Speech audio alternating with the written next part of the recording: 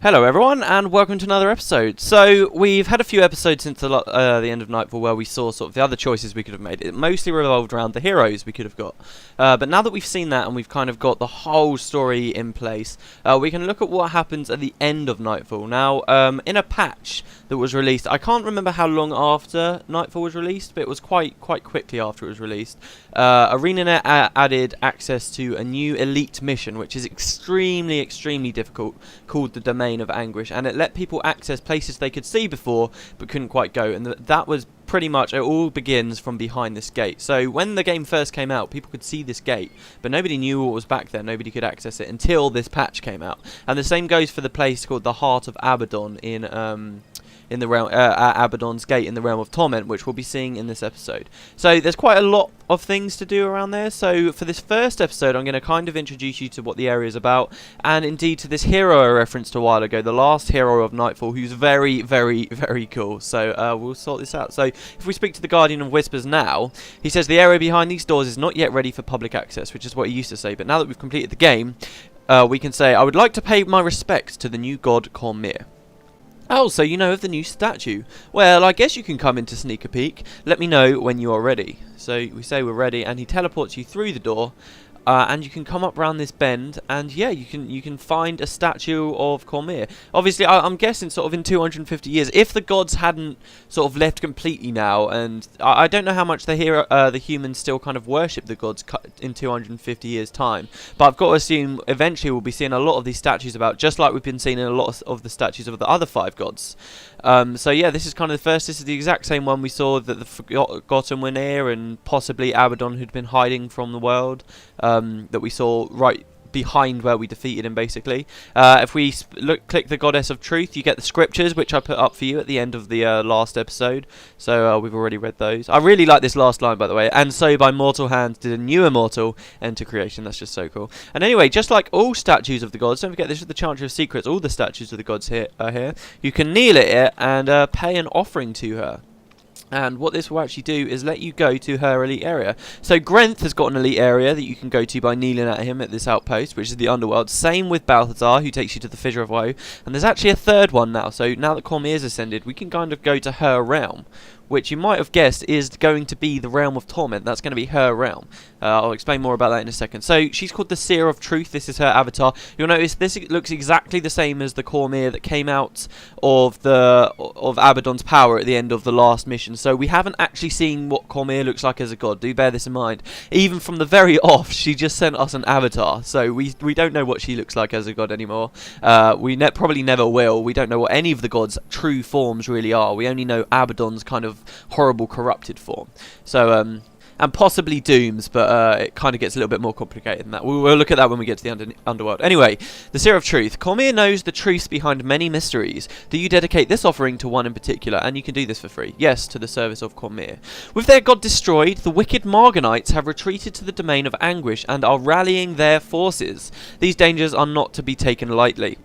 It is recommended that you enter with a party of 8, blah blah blah. So, yeah, you kind of...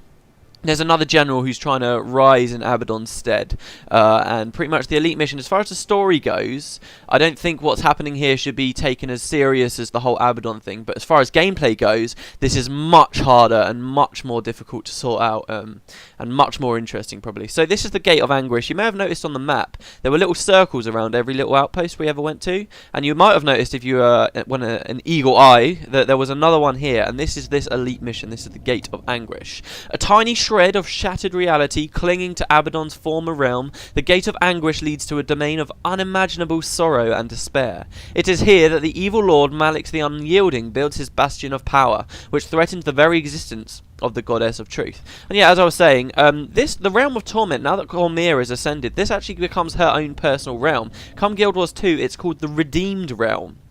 And I've got to assume that all of the kind of the horrible demonic corruption and stuff that's around here has kind of been pushed away, and everything's nice in the redeemed realm. So it is possible we could come back here. It would probably look completely different if we do ever come back here.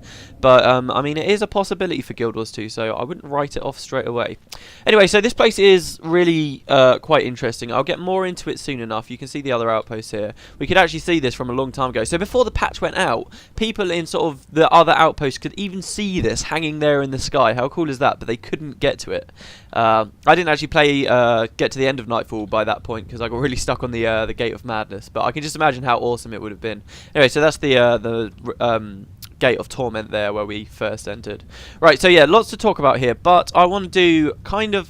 It's not really an introductory quest, it's just a quest that for some reason you get here. And this will help us get a new hero, who, yeah, as I've already said, is very cool. So there's quite a few forgotten here, and also the Order of Whispers. I'm assuming because Cormyr has taken people directly into this part of the Realm of Torment, despite it being so dangerous, a lot of the Order of Whispers can actually come in and help us here. And we'll be meeting and fighting alongside them as we go through. Anyway, so for this quest, we want to speak to this forgotten guy here, Chaplain Fratasis. Yeah, very typical forgotten name there. And he says that with Abaddon's defeat, the Realm of Torment is being explored every day. I heard news of a passage from Abaddon's Gate to a newly discovered area called the Heart of Abaddon. What secrets might lie within? I would visit myself, but I cannot leave my post. Investigate for me, and I'll make it worth the effort. Okay, so with the knowledge I bring back, you'll be the envy of your clergy. Right. So yeah, we come back to Abaddon's Gate, and there's this area that has never been explored by anyone, which is just a concept I adore. It's so cool. We can come to the gate, and there's that forgotten who said this is no place for mortals. Yeah, well, now that we've got a reason to go through there, he's going to stand aside. Keeper Shaphos. This is no place for mortals, finding a purpose. This area is off limits, but your reputation precedes you, hero. If you have defeated a god, who am I to tell you where you may or may not go? So I wish to enter the Heart of Abaddon. The Heart of Abaddon is unexplored and potentially dangerous. Are you prepared to risk life and limb? I'm aware of the dangers and prepared to meet them. So in here, because it's unexplored, there's no res shrines or anything like that. Wow, the water is really loud. I hope it's not overpowering my voice. But there's no res shrines. There's no forgotten down here to help us out. Nothing like that. So really, we cannot wipe. We have to make sure we survive. And actually, funnily enough, at the very start of this area, you can see there's a group there. There's also this group here, which are very slow patrolling. If you wait at the door, if you're patient, they will patrol all the way over here, and you don't have to fight both groups at once, which can, if you're unprepared, wipe you straight from the off. I find that this area, the Heart of Abaddon, is hardest right at the start, to be perfectly honest. Oh, that's why I can hear water, because there's a big waterfall right next to us.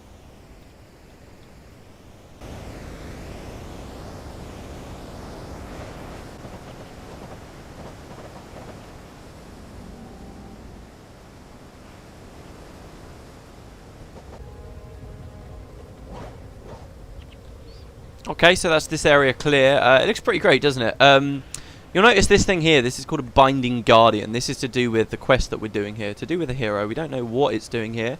There are certain ways. I think it's called Consume Soul. There's a... oh no, it's called Gaze of Fury. There used to be a way to complete this quest very easily by using Gaze of Fury, and while this spirit is allied with us, you could use it, and then it would sort of let you skip loads of objectives. Obviously, I'm not going to be showing you that. I think it's been patched now, actually. I'm not 100% sure, but I'm pretty sure it's been patched. But yeah. The other thing I really like in this area is this big wall of... I can't really show you while I'm fighting. There's a big wall of eyes, and they kind of stare at you, and there's actually some hidden dialogue which kind of talks about the eyes as well. Yeah, these things here. I mean, it's just so freaky, isn't it? They're like the ones in the Bastion on the mission we saw in the last episode. They're crazy. I really like it, though. I really do. Just thinking about something could be watching you and what's watching. It's like, it goes back to that idea of the whole realm is sort of alive. The whole thing is demonic, and you have no idea, kind of, it's just all horrible, you know. So this area is kind of split into trenches. I think we have to go this way. I think that trench is a dead end. Now, the other thing about this explorable area is it's completely in itself. There's no other exits out of it. This is the only portal. It's just here for this one quest, okay? And there's nothing else really around here. However...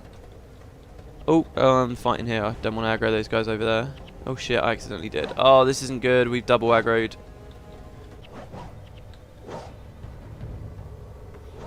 Right, now then, what was I saying? Right, you'll notice up here also that there's 2 more Binding Guardians.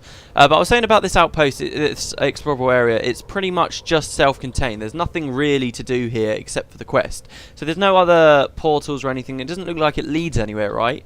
But you can see this bridge here, and there's an actual portal on the bridge. So that's positioned about here, right? And I have no idea where that could be going. I have spoken about it to some people before. Some people think that maybe that bridge leads like over there. That's where you start the mission, Abaddon's Gate. So that actually is the path that led up to Abaddon, and then this bridge kind of leads across the other way. I don't know. I think it's really cool that you can see a portal up there. And for a while, when I first saw it, I got really excited about the prospect of it actually leading somewhere, but no one had ever got up there before. And I was trying to find a way to sort of teleport yourself onto the bridge, because there used to be glitches like that. But yeah, sadly it never worked. But I just thought that was really cool to just sort of see that portal out in the middle of nowhere with no real explanation. It's like the one in, I don't suppose many of you remember, but in Factions we saw one when we were at Zhangwang Skyway and we looked down to the Undercity. There was actually another one seemingly in the middle of nowhere. I really like that little thing, and I think it's something that a lot of people don't really notice. So there you go. We're coming up to the quest bit now, actually. So you can see this kind of area is all looking a bit weird, and there's a guy in the middle, or maybe I shouldn't call him a guy, because he's actually a construct of the mists, okay? So really we should be calling him an it, okay? But his name is Razah. And he's just stood here for some unknown reason. You are not from this place. Who and what are you? Finding a purpose. I've been alone for what seems like ages. I am Razah, created from the mists. I have no memories of my creation, though. The past is shrouded in fog. Abaddon bound me to this plane. His minions blessed me with knowledge to fulfill a great purpose. However, I can sense Abaddon is no more. Now I am without purpose, my existence without meaning. So, tell me, are you here to give me my purpose? So this was like some kind of secret weapon that Abaddon had in store, but never really got to use. So we must find our own purposes in life, Razah. Search for my own purpose, an interesting concept. To not be told what to do, to merely exist to find a purpose. I find you curious, unlike anything I've ever encountered. That's because we're mortals, Razah. I wish to journey with you to learn more about your ways. Perhaps my purpose is to travel through the world with you. We always welcome new allies. Allies, I do not understand your words. I have much to learn. However, you must remove the barriers that bind me if I am to accompany you. I am restrained by the guardians summoned by Abaddon. As long as they exist, I must remain here. Destroy these guardians, and Razah will be your ally. So he's pretty cool. I think on the wiki it says in the trivia that he's kind of based... a lot of his dialogue is based from data from Star Trek, which I think is quite cool. He's very, very, very curious and inquisitive, and he's a pretty awesome hero, not just because of sort of his storyline and the fact that he's an immortal and he could still be around potentially in Guild Wars 2 with a couple of other heroes, which we will meet in Eye of the North. It's because... he's also interesting in a gameplay sense, because he is the only, and this patch only came out recently, I think it was when I started playing Nightfall, he is the only hero in the game whose he's the only thing in the game whose primary profession can be changed on demand. Now in the Nightfall manuscripts, when the game first came out, the manuscript specifically said that his primary profession was interchangeable, but that functionality never actually got added to the game. So, by the way, for the quest, we're running to these binding guardians, and every time we go near one, a load of enemies will pop up, and then we have to kill the guardian, and there's 3 guardians to kill. So this is how you can prematurely complete the quest. You would use Gaze of Fury, and then the second you speak to Razah, all of the binding guardians are already dead, so you just complete the quest automatically, which was cool. But yeah, I think it's been patched anyway. So yeah, the manuscripts actually specifically said that his profession could be changed, but it was a functionality that was never added to the game. So in a recent patch, John Stummy just came along and said, look, this is a hole, we're going to fill it, and they've actually added the ability to do it now, which is awesome, and I'll show you guys how to do it as well. Anyway, so now we're taking out the guardian itself. And there's another one round this corner, and then the third guardian is way back at the start. Oh, so you see there's some of Menzies' army here. Yeah, and the third one is right back at the entrance itself, so that's where they all are. I'm going to cut it. So here's the last one, and you'll see when we get close that actually a load of Titans spawn. And that's because... and a load of Titans spawn to defend this guy. Here they are. And actually, speaking of the Titans, since they're here, within the domain of Anguish, we're actually going to be going to a place called the Foundry of Failed Creations, which is the exact place behind the door of Kamali. And we'll be learning lots of stuff about the Titans. Well, not that much stuff, but we'll be learning pretty much everything else that we possibly know about the Titans when we get there. the domain of Anguish is a very cool area, just because nearly all of the stuff you see there is stuff we've heard about before, stuff that's been or stuff that's been harassing us before. So I think there's only one real area that's kind of brand new, and kind of all the story to do with it is completely new and when it's introduced, which is just really, really fantastic. So we're going to be learning a lot about stuff that's been hinted upon before, or characters we've heard of before, and stuff like that. So yeah. Kind of getting ahead of myself a bit though. Alright, okay, so that's that one dead. I will cut it till we get back to Razah, which is where we end the quest. Alright, here we go, and here he is. And the other thing I should probably point out is this isn't the first implementation of this quest either. There used to be some different quests to do with like a Forgotten who tries to steal some gems from you or something. But that's been changed, so yeah. Anyway, here's Razah. And he says, to complete the quest, the barriers are no more. I offer you my skills and my insight. As a child of the mists, I have an affinity for things spiritual. In return, you will show me how you experience life and aid me in finding the purpose for which I was created. I must take time to reflect. I will meet you later. So, yeah, this is the quest. Once you've actually accessed Razah, I will show you it, why not? So, to complete the quest, we speak to the chaplain again. Being created from the mists, I would never have thought that possible. I knew the Heart of Abaddon held secrets, but this is far more than I could have hoped. I'd rather meet this Razah. Bring him, or it, rather, around when you get the chance. So, here we go. Razah joins your party, the last hero of Nightfall. Razah is a sentient entity spawned from the mists. It has the knowledge and capabilities of a human, but lacks common sense. As a result, it asks odd questions about human emotions, contemplates human motivations, and attempts to duplicate human mannerisms. Razah shares a connection with all things spiritual, and is a powerful ritualist. Once again, this guy gets some information in the Guild Wars manuscripts, but this is really good because it gives you quite a bit of insight into what demons are and in sort of within the Guild Wars universe. So he is described as such in the Guild Wars Nightfall manuscripts. The proto-matter that makes up the mist strains towards creation, often spawning demonic creations in nightmarish forms. Not all creatures from the mists are demonic, however, so not all things from the mists are demons. When the mists come into contact with a suitable human template, for example, it can copy that form, creating a sentient entity with a humanoid appearance and almost a human mind. Razah is one such creation. It has sprung into being as a fully formed adult. It has the knowledge and capabilities of human, but lacks common sense. As a result, it asks odd questions about human emotions, contemplates human motivations, and attempts to duplicate human mannerisms. Razah is a contradiction, more human in some ways and less human in others. It needs an identity, a personality, and a purpose. Hopefully, it will find its purpose working with a hero. Otherwise, it could degenerate into an abomination as monstrous and inhuman as its demonic brethren. So yeah, Razah's really cool. I like Razah. I like Razah a lot. And yeah, there was this new patch came out. There are actually two things you can do. Funnily, if you bring Razah back to the area where you first found him, let's grab him. He's also like one of the only heroes who starts as level 20 in Nightfall, which is pretty funny. But yeah, if you bring him back to the place where you found him, I'm not gonna be able to show you it. But it's not that great anyway. But if you bring him back to the place where you found him, like I said, there's no reason to come back here. So whoever found this, you know, hats off to you. But if you go back here with Razah in your party, he starts talking about the stuff in the Heart of Abaddon, because presumably he spent a long time here. So he talks about like this big wall of eyes you can see through the gate. He talks about how he used to spend days staring at them, wondering who was looking at him and stuff like that. So yeah, it's pretty cool. But now also you can come out into the area and speak to him here. This never used to work. It was only in the recent patch that this did start working. And you can speak to him. I don't know why he's not offering me the change.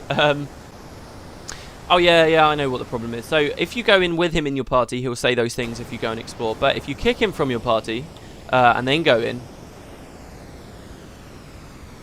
he offers you the ability. It's a little bit convoluted, but I guess you know there are limitations for the game. And then you speak to him. He offers you. He says, "I've seen many wondrous sights in my travels with you. Yet there are countless paths left to walk. What other knowledge might I gain by looking at things from a new perspective? Maybe it's time for me to answer a different calling. What do you say?" So he starts out as a ritualist. He was the only ritualist hero at the time of Nightfall. But now you can make him into anything you could possibly want, which is pretty great because. It allows you to have a lot more combinations with your heroes and stuff. So yeah, it's pretty cool. I think that's about it, guys. I wanted this episode to be a bit of an introduction to the Gate of Anguish, which I think is done nicely. There's lots of areas to this elite area. There's 4 portals that you can leave through. So like this portal here is to the Foundry of Failed Creations. There's all kinds of places. One of them's the City of Talker. Each one has got a Forgotten standing outside the post who you can talk to for additional information about it, and I'll be speaking to all of them. And then the next few episodes I'm hoping to do, unless the timing goes weird, I'm hoping to do an episode for each area inside the domain of Anguish, and at the start of each episode it will open with me speaking to the various Forgotten. So yeah, that's how it's going to work. I've got hopefully an interesting twist for you as well as we go in. So I hope you enjoyed the episode, everyone, and I look forward to seeing you next time.